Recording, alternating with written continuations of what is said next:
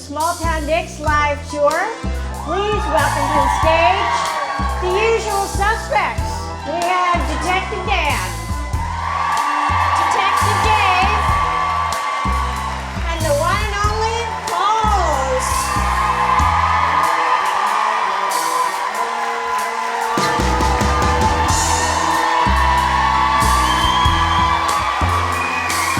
Hi, Portland. I'm Yardley Smith.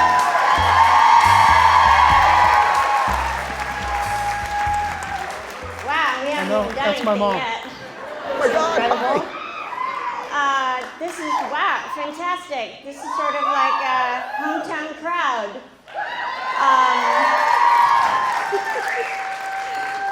We're super excited to be here. It just means so much to us that you all came out, the weather is shitty, and yet you're still here. It's remarkable.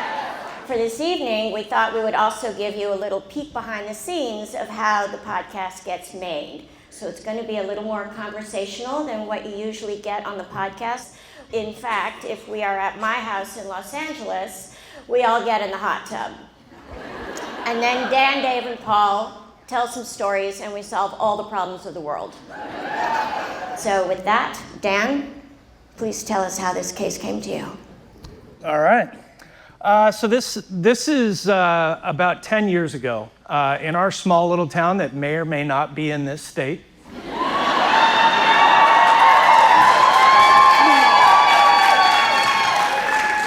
And it's we're in June, so it's early summer and it's unseasonably warm. I mean, we had about 10 days in a row that were 95 plus. And for some reason, I had a sergeant who always said, more crime happens when it's hot because people drink more water. It's got to be the water. So this particular day, I was doing surveillance. I was with the rest of our detectives. I think there were 7 of us out on this surveillance. We were surveilling some cartel drugs that were making their way through our town. And Dave wasn't invited. So I was just sitting in this neighborhood, and as we do, we listen to the radio. You're listening to what's going on in the other parts of the city, and I heard something come over dispatch that was pretty alarming to me. And what we had was a guy named James, who's a patrol officer with our department. He had been doing a series of welfare checks on this address on the west side of our town. Bill and Cindy, who are in their 60s, they've got a cousin who lives out of state, and this cousin had been trying desperately to reach Bill and Cindy. And for weeks, no sign of Bill and Cindy, no word from Bill and Cindy. Now, Bill and Cindy have a son who's, he was probably in his mid-30s. And his name is Andrew. Andrew lives with Bill and Cindy, and Andrew has, over the past few years, things have not gone well for Andrew. Andrew's made some bad decisions, and Andrew's also in the throes of a severe heroin addiction. And this is really driving Andrew's life. Every decision Andrew makes, it revolves around finding heroin. And Bill's kind of had enough of it. Andrew was he was an all-state high school football player. He had a great job working in IT back east. He had a wife and he had 2 kids. And heroin took everything away from him. So he moved from back east, he moved back home in with Bill and Cindy. And Bill's looking at his son who had everything going for him, and now he's got this drug problem, and Bill's really trying to get Andrew to engage. He wants his son back. And he wants Andrew to get a job, and he wants him to be a productive adult. And Andrew has no interest in doing that. So James, our patrol officer, he is at this house, and this is like the 3rd time he's been to the house in the last week. And what he keeps popping my mic. Sorry. And he's there because of a welfare check, right? He's doing a welfare check. So out-of-state cousin calls and says, can you just go check on Bill and Cindy? I haven't heard from them. Something seems to be wrong. And so James arrives at this address, And James goes up and he's been knocking on this door right here, right up in the front. And every time he goes to that door, James encounters a different note on the door. So right up there at the top, there's a little note there. James also doesn't follow directions because it says no soliciting there too, but so James is reading this note, and this is like the third or fourth iteration of a note, and it basically says, Bill and Cindy left town for a family emergency. If you have any questions, contact their son Andrew, give him a call, and basically go away. Don't bother me. Previous notes were different though. So James knows that something's been going on at the house. There's been traffic in and out of the house, and he's pretty sure that Andrew is inside. And as James is standing there knocking on the door, he gets this little funny feeling in the neck. The hair on his neck stands up. And that's something us in law enforcement, we listen to that. It's a very important message that your body is sending to you. And James backs away from the door, and in this window, right over there, he sees two fingers poked through the shades, and somebody is staring at him. All he can see are their eyes and their fingers. And so James backs up to the garage right over here, and as James is backing up to the garage, our dispatch center gets a call from inside this house, and it's Andrew. And Andrew says, you guys need to leave me alone. I don't want anybody else to get hurt. Why don't you guys contact a crisis negotiator? And our dispatcher talks to Andrew. Andrew refuses to name him. He won't identify himself. He won't give up his name. But one thing he says to our dispatcher is, I feel like death is near. And these are all big red flags. And so this call gets relayed to us. I'm sitting in this neighborhood looking for, 3 pounds of heroin to drive by in this car, and we hear this come out, and pretty quickly we decide the drugs are going to make it today. We're not going to cut them off. We got to go to the other side of town. So our whole department descends on this address, and we're a small town. We got about 15 or 20 people that descend on this address on the west side of town. And our Sergeant Dave, he's a man that I greatly admire. Sergeant Dave starts calling inside the house, but we get no answer. There's never an answer from inside the house from Andrew. And remember what Andrew said in his phone call, I don't want anybody else to get hurt. We have an exigence to get inside this house and save whoever's hurt inside. And Andrew also made that statement, I know that death is near. So we want to take care of Andrew also. But we have to check on the people on the inside of the house, and we're assuming that's Bill and Cindy. And nobody's heard from Bill and Cindy for weeks. So there's no answer on the phone, and we decide that we are going to breach this door right here. I'm nervous. I'm sorry. That's why the thing's bouncing around. Give me a break, Chet.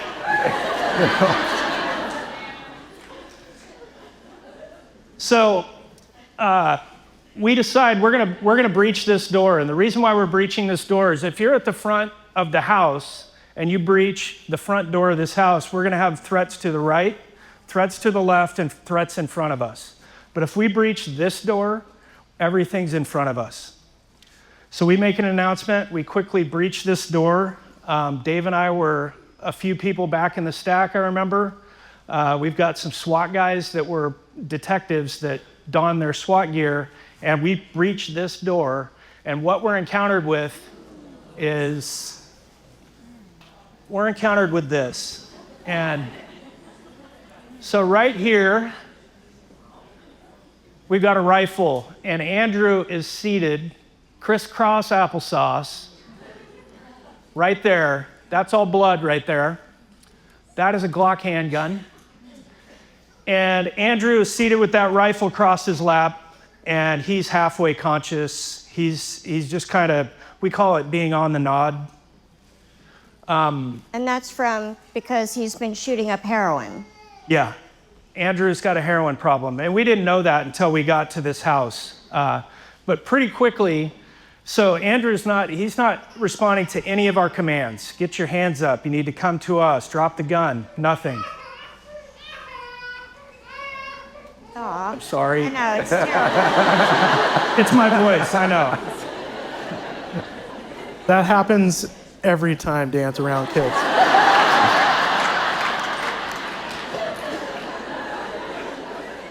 The dickhead. I'll never tire of the sibling rivalry. Oh yeah, love the guy. Constant. Low-hanging fruit here. Yeah. So Andrew is passed out with this gun across his lap, and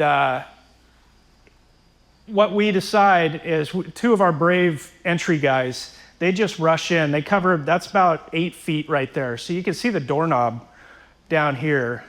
That's the door right there. They cover that 8 feet, they grab Andrew, and they yard him out of the house and right to that driveway right there. And quickly, there's a stack of us who enter this room right here. And the garage opens up to the right there. And Dave, what was Andrew doing when we stepped over him before we went in the house? Well, I remember he didn't look happy. But he was covered in blood. He had tried to kill himself. There's a knife in that photo. And he had slashed both of his wrists. And he was just in the driveway, handcuffed at this point. And I was like, what the fuck? But Andrew's going like this. I'm sorry. I'm sorry. I'm sorry. And he's kind of gesticulating back and forth. And I'm like, what is going on here? Yeah. That was my read on Andrew's. Andrew's a little bit fucked up right now. Yeah. So what we're doing when we're entering this house, we're going to serve the welfare check now, right? We're going to go look for Bill and Cindy. And where we can look for Bill and Cindy is anywhere you could hide a body. What do you see in this picture that could hide a body? So James, our patrol guy, he's also a SWAT guy, squared away guy, ended up being my partner for a while. As we're going by this, James lifts up the lid, looks in, and points down to it.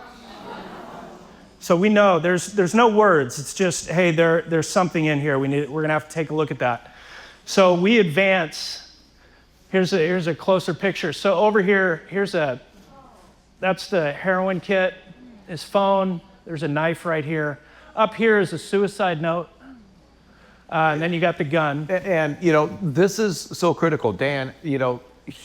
Andrew's drug of choice was heroin. Imagine if it was methamphetamine. You would have been confronted with an entirely different scenario. You've got a guy with a 30-06, a Glock handgun, a knife, right there in this, basically a tunnel of death. Yeah. And that's because you should explain that heroin is a sedative, obviously, and meth is a stimulant. It's a stimulant, but it also increases paranoia. This is where Andrew is sitting there with these weapons, and all of a sudden a door is opening in front of him. He's likely going to respond if he's on meth versus when he's on the nods with heroin. Right. He's basically now, your ass is out of here. Yeah. And also, it was clear that Andrew had tried in multiple ways to end his own life, both by, cutting his wrists. Maybe he thought he would have an overdose shooting up the heroin. You'll go on to say what you found in all the rooms, but... Yeah, and Andrew, when we interviewed Andrew, my old partner George, he interviewed Andrew, and Andrew said some really interesting things. And we'll get to that in a minute. So we make our way past this. Here's a close-up of what's on that. This is a classic heroin paraphernalia that we encounter every day on the job. At the end of my career, I was seeing heroin more than I was seeing meth. I saw heroin every day. It's just tragic. So we make our way through this house, and we are looking for Bill and Cindy. And we, I think my thing just... Oh. What thing? Amateur. Rookie. Remember my first live show? It literally is my rookie year. Yeah, There you go. It happens to all of us. I know. Luckily, it's not live. Yeah. Oh, no, it is. So, Oh, enough. Shut it. Piling on at this point. So, we searched this house. All of us police officers, detectives, everyone. We're searching this house, and we don't find Bill and Cindy in the other parts of the house. And I should add right now, when James is walking by this freezer, I'm about 5 people behind him because nobody would ever mistake me for a SWAT guy. Because I can't shoot very well. But I am on the SWAT card because I'm a negotiator, so I was invited.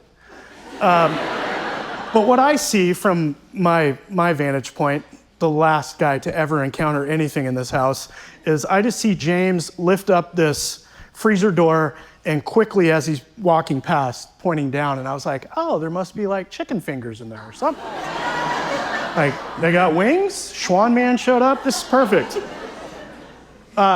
So none of us look in this freezer as we're going by. I'm like, oh, James liked the guy's freezer, cool. And then as we clear the house and you determine, well, we didn't find Bill and Cindy, all of us are like, you see him? Nope. James starts telling us, hey, did you guys look in that freezer? And no, you did. Then he tells us. Yeah, and pretty disturbing images from what we found in that. Bill and Cindy are in the freezer. So now that we've found Bill and Cindy, we haven't found any other injured people. We've got Andrew, who's now on his way to the hospital, because we got to take care of Andrew, and we also want to talk to Andrew.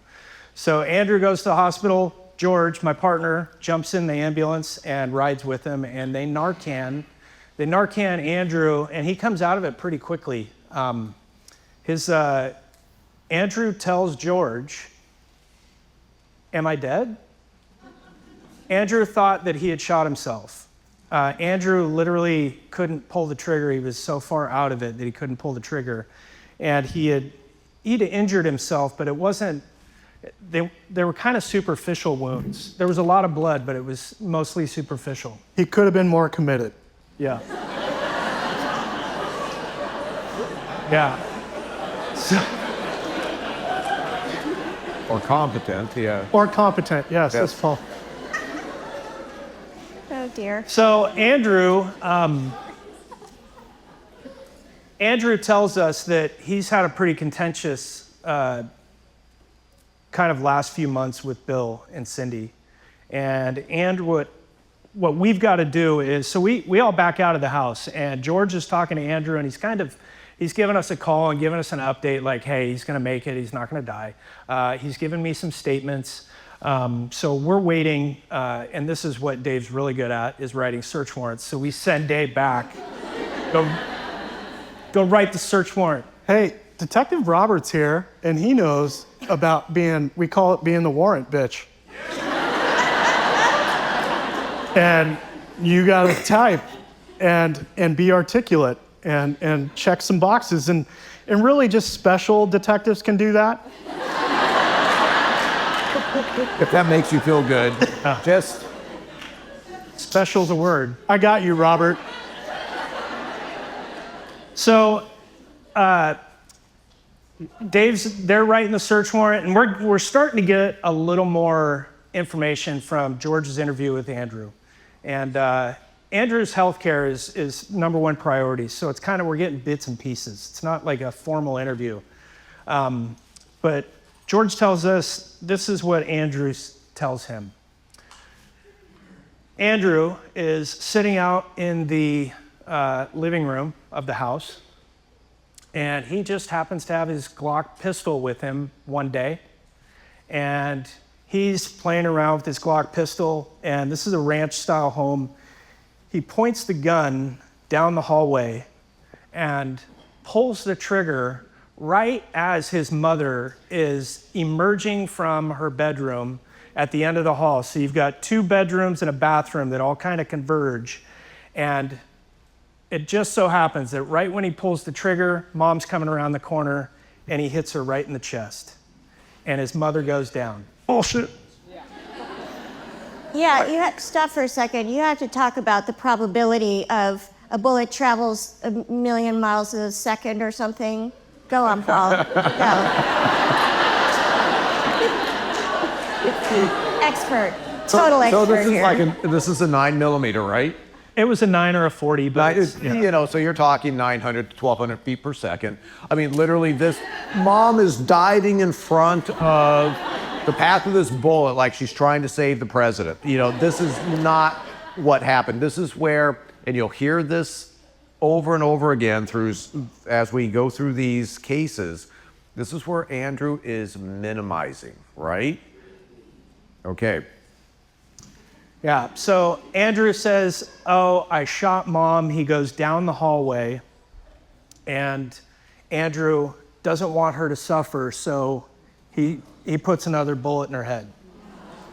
Now, Bill is in the adjoining bedroom in his recliner because he doesn't like hanging out with Andrew anymore. He put his recliner in his master bedroom so he could watch TV.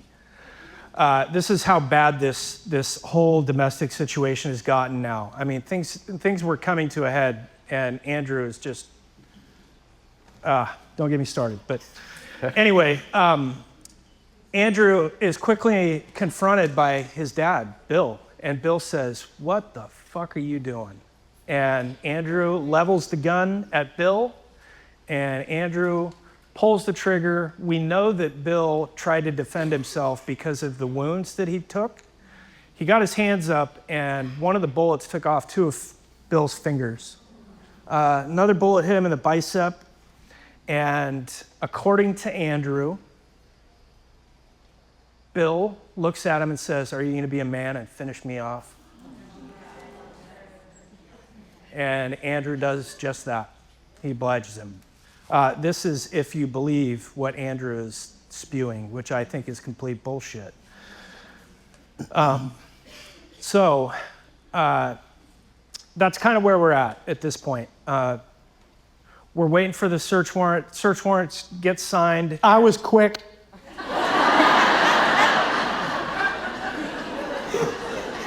Super quick. Approved. Copy paste. Yep. Yeah. And I would just say, maybe explain briefly why you need a search warrant, because you've entered this house Right. with exigency. You used what's called the key, which is not actually a key.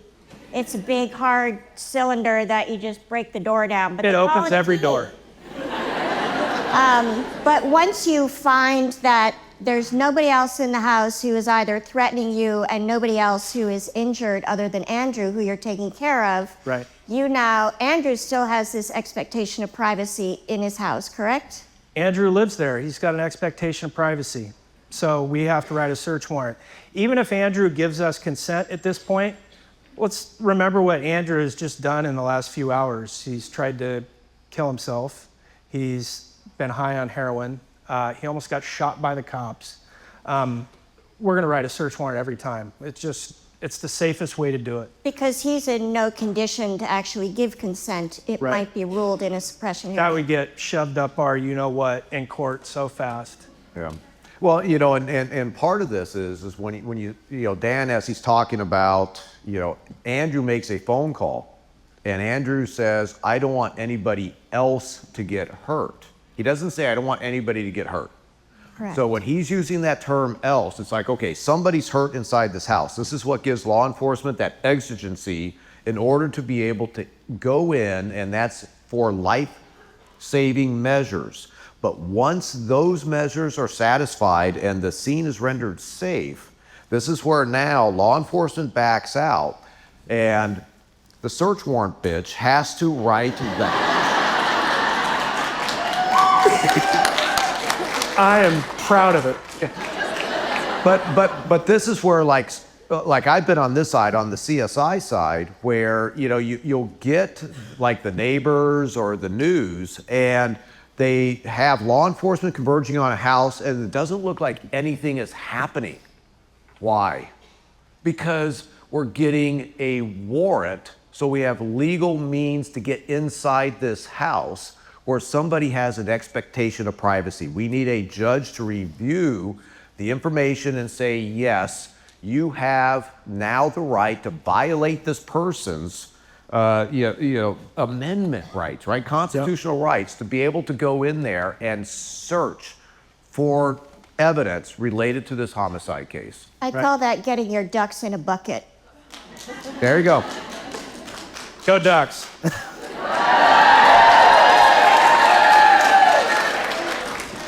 So, when we finally get this search warrant, it seemed like forever. It seemed like it took forever. Basta. We start going through this house, and it's alarming. This house is in complete disarray, but I will also say it's like every house that we encounter on a search warrant. They always look the same.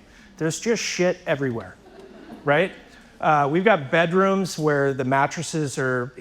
Andrew was trying to barricade the house a little bit, and I've got a couple photos I can show you, but he had written notes everywhere too, and one of the notes that we found in the kitchen said, "Mom died on May 31st," and it's June 23rd,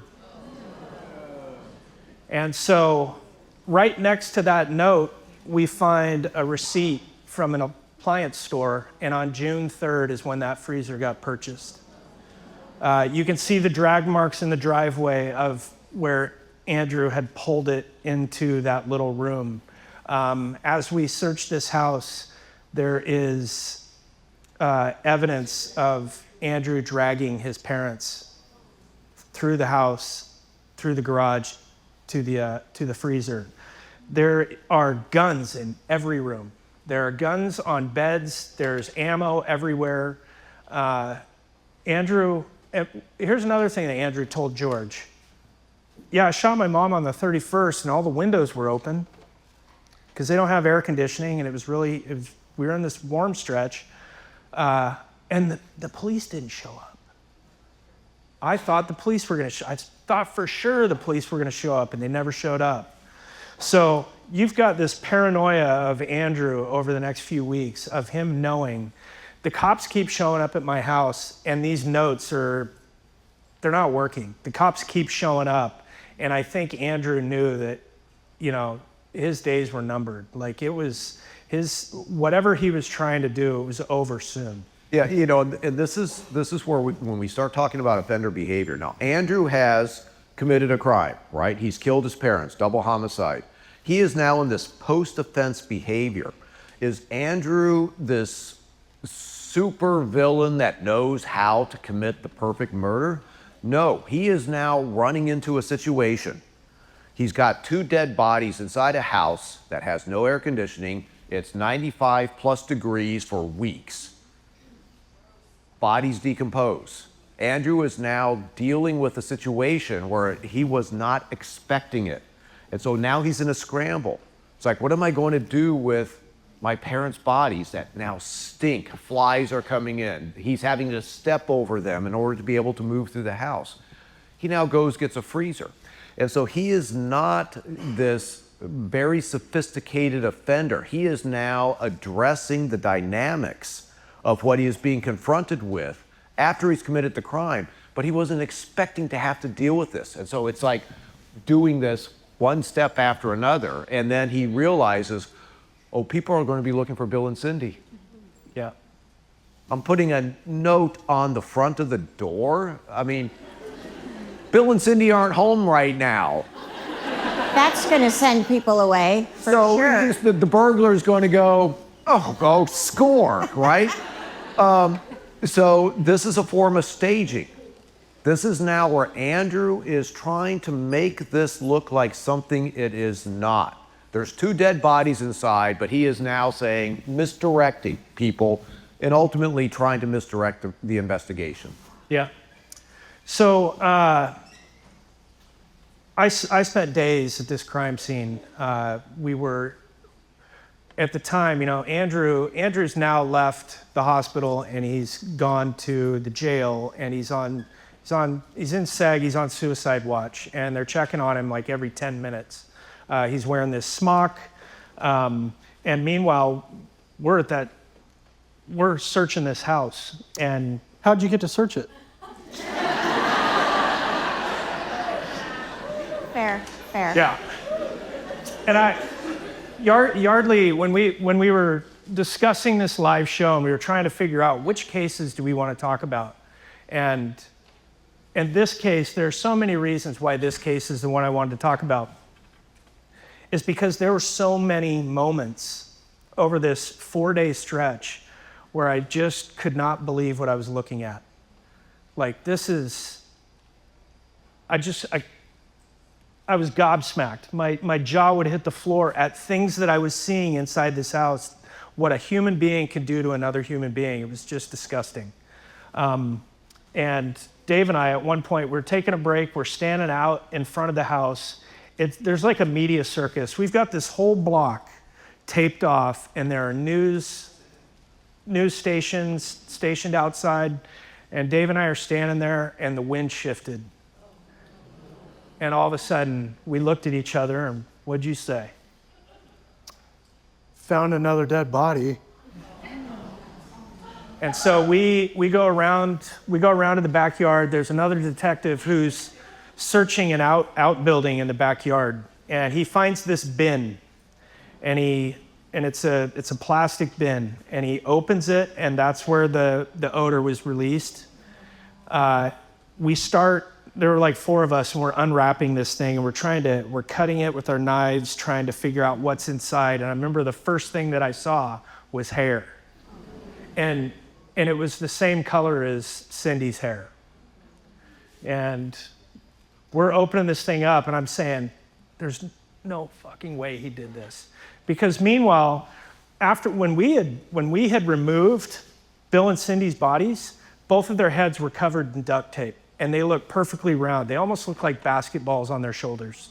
You couldn't see any facial features, nothing. It was just this round thing. So now we're thinking, holy shit, this is Cindy's head. Where's Bill's head? We unwrap this thing. It's in a comforter, in a pillowcase. There's duct tape all over it. And it's Bill's favorite cat. Don't fuck with the cats, right? We also find another. So Cindy's got a favorite cat also. And where do we find Cindy's cat? Cindy's cat is in the freezer in the main kitchen of the house. Now, there was one cat, and I remember I was in this house a lot for 3 days. I was in there for hours upon hours. And this cat we couldn't catch it. Couldn't not catch this cat. And he's probably thinking, dude, I know what you guys do to people. Like, fuck with me. I used to have 2 roommates, and they're gone. So we finally catch this cat. Well, this cat is Andrew's favorite cat. And what we had found, Andrew had used one of the cats for target practice, which is just disgusting. There's just no redeemable qualities. Well, and this is, when we start talking about offender behavior, and there's a psychology to Andrew. You think about this. We're seeing Andrew in this moment with his parents, Bill and Cindy, but he grew up in this house. He has decades of relationship interactions with Bill and Cindy.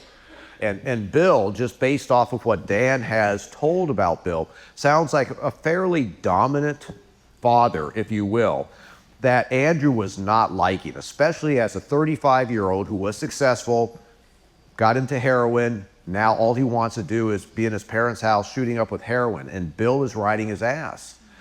This makes Andrew angry. And now we get into a type of offender, what we call an anger retaliatory offender. And so an anger retaliatory offender strikes out. And now Bill and Cindy were his primary targets. But which cats did Andrew select to kill? The ones that his parents cherished. This is something we see. This is something you see in domestic violence cases where the offender not only is abusing, let's say, a spouse, but also is going after the spouse's loved one. And that may be a dog, maybe a cat. And that's exactly what's going on here. Yeah, and there's just no reason for it. Like, addiction's one thing, but why are you killing pets? Like, we've just gone into some territory that's ridiculous at this point, and I don't like Andrew at all.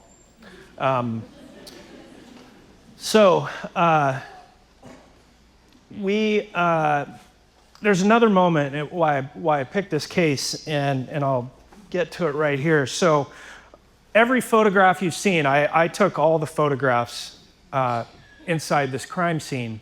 And when you're taking these photographs, there are moments where you kind of step back and say, what the fuck am I looking at?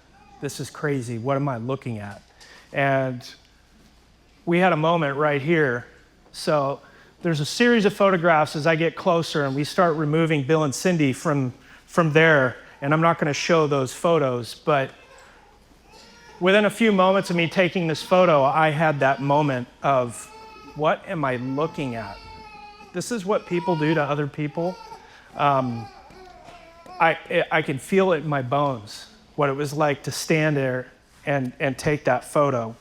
But as we start looking through this house, we ask the question, why? Well, this house kind of tells a little tale of why Andrew did what he did and what Andrew's life is like at this point. So this is one of the bedrooms. Now that shirt says 9 out of 10 kids prefer crayons to guns. And then he's got all these crayons. This is like the tidiest thing that is in the house. It's the most organized thing in the house, but it's a statement. Well, yeah, and this is huge, right? So when I'm evaluating a case and I'm looking at a crime scene, there are things that the offender needs to do to accomplish the crime. Did Andrew need to do this? Anytime you see an offender take action that is not something he needs to do to accomplish a crime, you have to stop, because that is significant to the psychology and the behavior of the offender. Andrew is sending a message here. And it's, Dan talks about, what the t-shirt says. It possibly speaks to how Andrew thought about himself in terms of... He's different. But he took time to do this. When I train law enforcement and I say, you see something at a crime scene and you're going, what the hell is going on here? That's where you have to stop, because that could become very significant, because the offender, it's important to the offender. This was important to Andrew to do this. He's sending a message. Yeah. As we move through this house, there are, Andrew was big into lists, and there were lists everywhere. One of the lists, the first thing on the list says, thank my shooting instructor for making me a good shot. There's another list where he's talking about selling off his parents' timeshare so he can get money so he can get more heroin.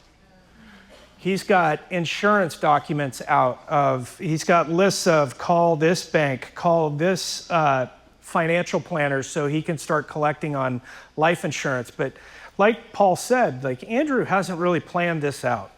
And what we find out, Andrew's plan, when we found Bill and Cindy, they're duct taped and their arms are over their chests like this, and they've got duct tape all over their arms, and their passports are in plastic bags pushed up underneath their arms. And what Andrew had planned to do was he was going to throw them in the river, and he wanted them to be identified, so he put their passports underneath them. It's how his mind is working at this point. He's unorganized. He's way behind the pace. He went to Oregon State.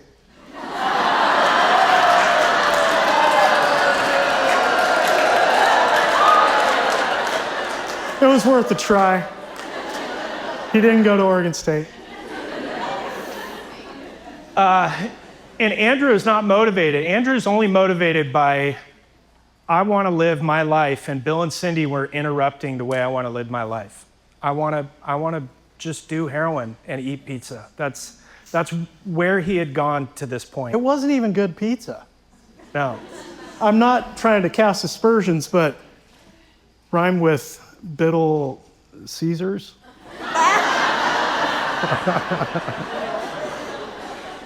It's not good pizza. Yeah, I'll give you here's kind of a glimpse, and the reason why I chose these two photos, I think it gives you kind of a glimpse into what Andrew's day-to-day was like. And so here's the first photo. So this is a dishwasher, obviously. If I did my dishwasher like that, my wife would fucking kill me. Would. So he's using a dishwasher, right? Kind of. That's the bottom. I would have questions. Yeah. This is just an example of what we were encountering inside this house, and it's puzzling to see somebody whose life has deteriorated to this point where this is like normal to you. And it's really tragic. So what happens, you've taken Andrew to the hospital, he's sobered up because you Narcaned him, you guys are gathering all this evidence in the house. Where's Andrew now and what happens to him? Andrew is residing at our local county jail, and Andrew, after a few days, he's not really enjoying his life in there, being in seg and people checking on you all the time. And What's seg? Segregation. He's off by himself, but they're really monitoring him. Is he on suicide watch or anything? He is on suicide watch. He's wearing the suicide smock. It's this thing that you can't tear, you can't tie knots with it. It's basically like a... Like a Tyvek suit or something, yeah? No. Oh, it's more like an apron or a tank top. Oh, Yeah. Accentuates the curves. It's nice. okay, nice. So that's how Andrew's been living inside the jail, and he talks to a mental health professional inside the jail, and he says, look, I'm sober now. I know that I've really screwed up my life. I'm not going to hurt myself. I don't have access to heroin in here. I don't have any weapons. Like, you guys don't have to worry about me. And they take Andrew off of suicide watch. And we get a phone call about 2 hours later, and Andrew is deceased. Andrew hung himself in his cell. Just really unfortunate set of circumstances. The whole thing is tragic. Just didn't have to happen. It's true, and it goes to one of the reasons that Dan chose this case, not only for the number of things that he saw that were just so extraordinary and left him speechless, but once again, we have this ordinary person, this person who led a normal life, now doing this extraordinarily awful thing. And while the crime is very different, Dave, who investigated sex crimes and child abuse, brings us a story of an offender who also seemingly had a really ordinary, normal life. And so, Dave, I'm going to pass the baton to you and tell us how this case came to you. I thought we were done. Oh no, my friend. Right.